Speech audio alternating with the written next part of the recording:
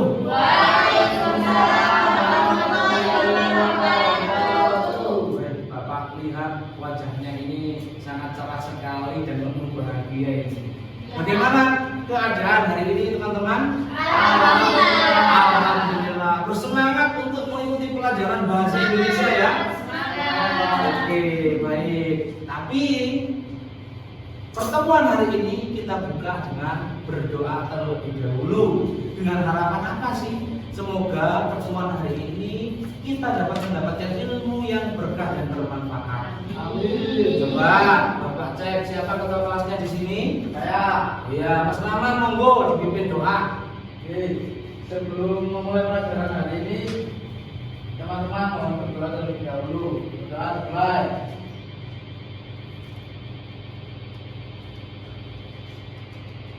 Doa selesai. Alhamdulillah. Terima kasih ketua kelas. Selanjutnya akan Bapak cek presensi kehadiran. Di sini apakah masuk semua teman-teman? Masuk, Pak. Masuk semua ya? Yang lain pernah juga ya? Oh tapi lupa ya nggak apa-apa. Jadi gitu ya teman-teman. Mengapa sih kita harus belajar teks puisi? Ya agar kita itu bisa menganalisis unsur-unsur di dalam puisi itu. Tidak hanya itu teman-teman, kita itu biar bisa mengapresiasi puisi. Dan yang ketiga, kita belajar puisi ini untuk apa? Agar kita bisa mengabstraksi karya sastra teks puisi. Nah yang keempat, karena kalian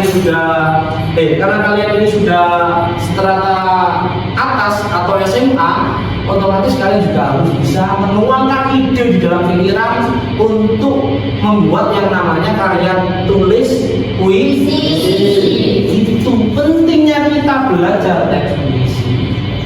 Itu ya. Paham ya? Oke. Coba Bapak tanya, apa sih karya sastra puisi itu? Saya, Pak. Coba Mbak Anak, apa? Yang keras suaranya. Puisi adalah bentuk karya sastra yang menggunakan bahasa yang kaya akan makna dan estetika. Betul sekali. Puisi itu adalah karya sastra yang di dalamnya itu harus ada dua ini, Rek. Yang pertama yaitu adalah keindahan atau estetik kalau kata Mbak Amanah. Kemudian yang kedua, di dalam teks puisi itu harus ada yang namanya nilai. Jadi karya sastra puisi bisa dikatakan oh ini puisi loh. Karena apa ya? Karena ada keindahan kata-katanya. Selain itu di dalam puisi juga harus ada nilai.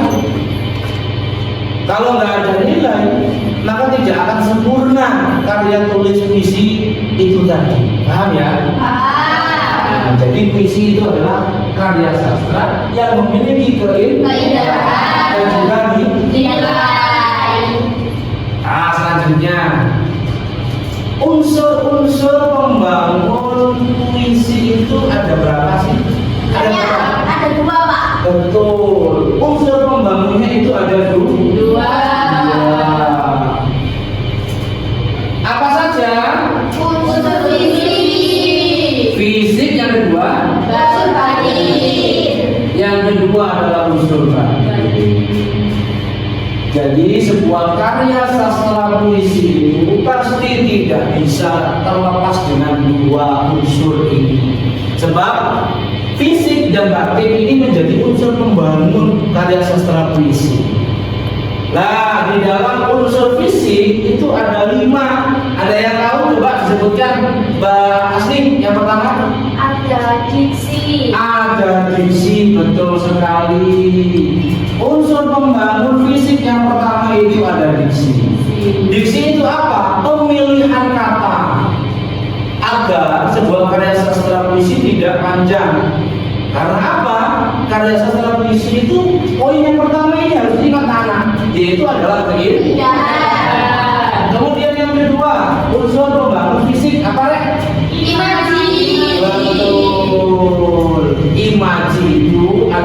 pencitraan.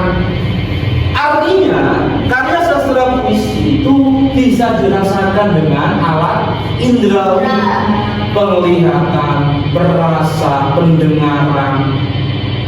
Karena apa? Ya ini tadi deh, ada sebuah keindahan di dalam karya sastra. Ini juga harus diperhatikan. Yang ketiga, unsur pembangun fisik yang ketiga adalah Kata konkret. kata konkret. Nah, untuk puisi juga harus menggunakan kata konkret. Loh, kenapa demikian? Biar apa? Biar karya sastra puisi itu berbeda dengan karya sastra ilmiah yang lainnya. Paham ya? Tes memiliki keindahan dan juga memiliki nilai yang bisa dirasakan oleh pembaca ataupun pendengar. Unsur fisik yang keempat yaitu adalah Bahasa figuratif. coba bahasa figuratif itu apa, Mbak Nuni? Bahasa figuratif itu bahasa yang membuat puisi menjadi lebih indah, terus bisa menciptakan efek lebih kaya makna dan efektif. Betul.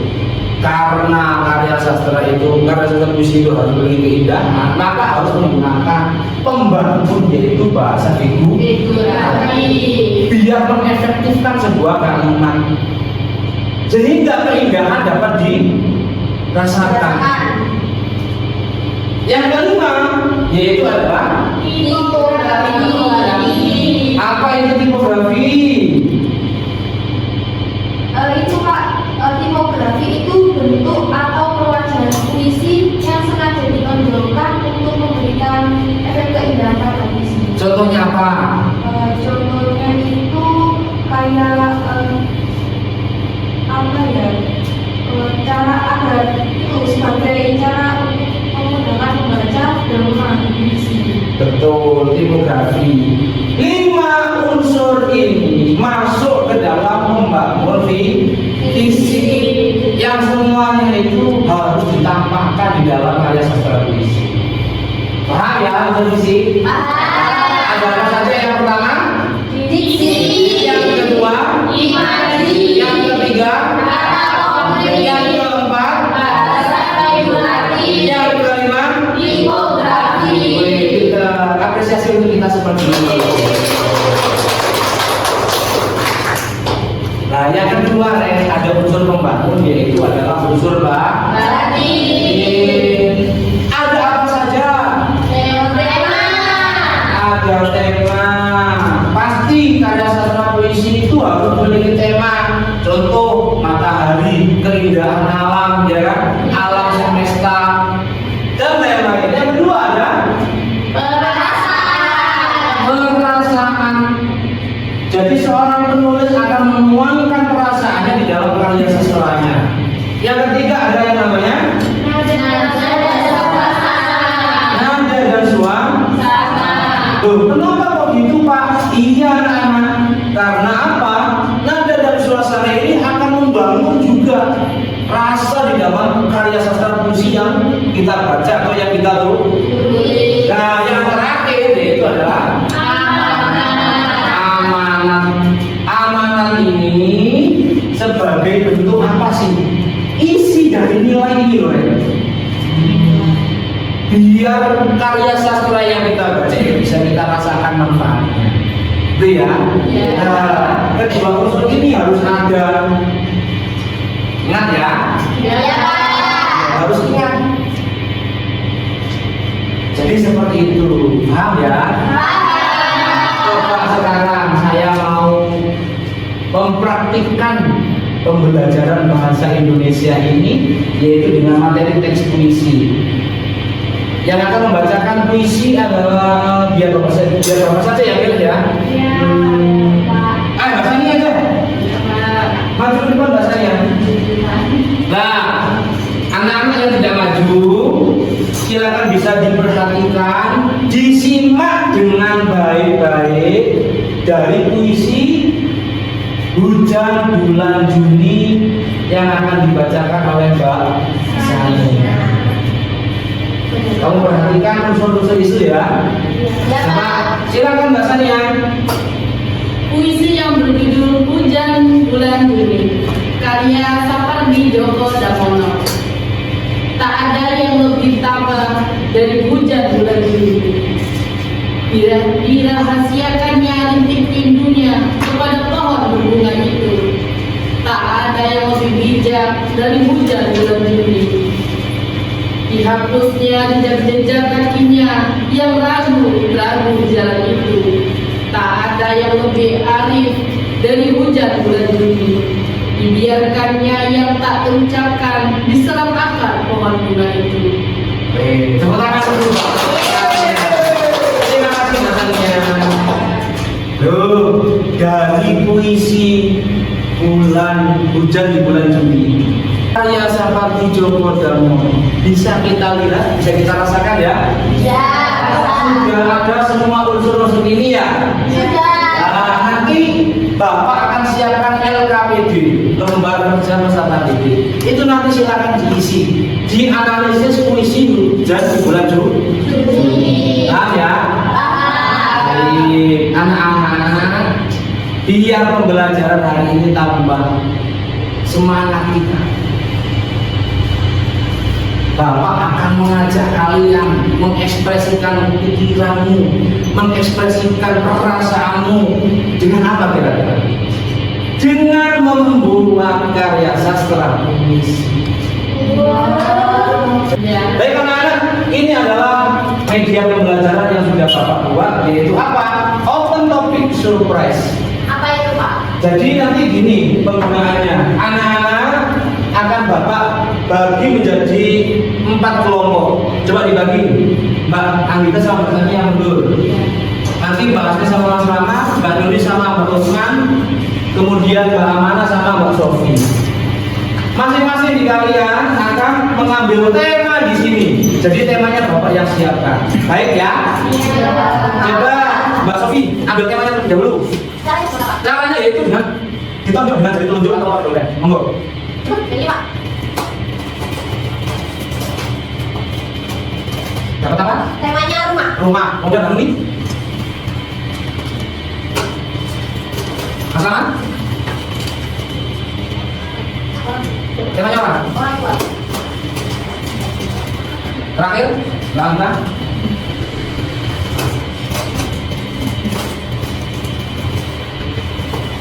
Temanya adalah hujan. Semua sudah mendapatkan tema ya? Bapak.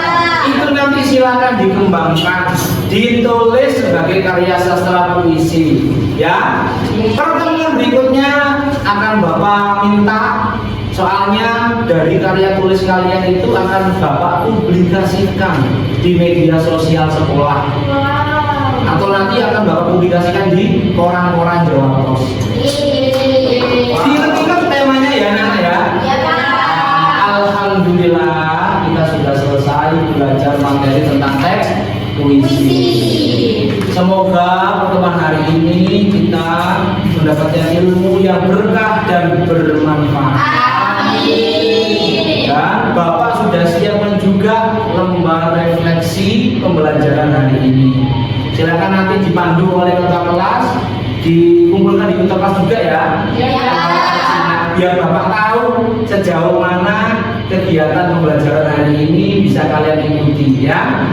Baik, mungkin itu saja yang dapat Bapak sampaikan. Jangan lupa intinya karya puisinya bisa dikumpulkan ya. Ya. Bapak akhiri, assalamualaikum warahmatullahi wabarakatuh.